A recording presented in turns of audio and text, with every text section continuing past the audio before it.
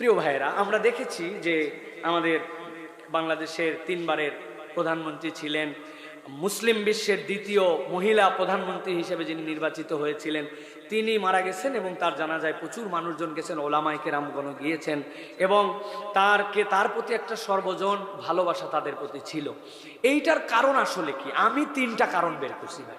এর মধ্যে একটা কারণ হচ্ছে, উনি যদিও ইসলামী শরআন যে পর্দা, সেই পর্দা 100% পালন করতেন না, অথবা তার যে দল, সেই দলও একদম ইসলামী শরীয়ত ভিত্তিক দল এরকম ছিল না, কিন্তু তার একটা আইডিওলজি ছিল, তিনি ওলামায়ে কেরামকে সম্মান করতেন, ইসলামকে পছন্দ করতেন।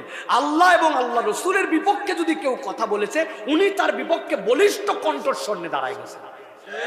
শাহবাগে যখন ফ্যাসিস্টরা বিভিন্ন ধরনের আন্দোলন শুরু করলো, আল্লাহ আল্লাহ নবীকে নিয়ে কটূক্তি করে যখন এমন বাজে কথা যেটা মুখ দিয়ে উচ্চারণ করতে পারবেন না, খাবা বাবা অমুক বাবা যখন এই কাজ করেছে, এরপরে যখন কে বা কাহারা তাকে হত্যা করেছে, তখন তার পক্ষ নিয়ে কেউ কেউ বলেছিল তিনি নাকি দ্বিতীয় স্বাধীনতার প্রথম শহীদ, যে আল্লাহ আল্লাহ রসুলের বিপক্ষে কথা বলে, তার অন্যায়ভাবে হত্যা হলে বিচার আমরা চাইতে পারি, কিন্তু তাকে আপনি শহীদ বলতেছেন, আল্লাহ নিয়ে নবী নিয়ে বাজে কথা বলে।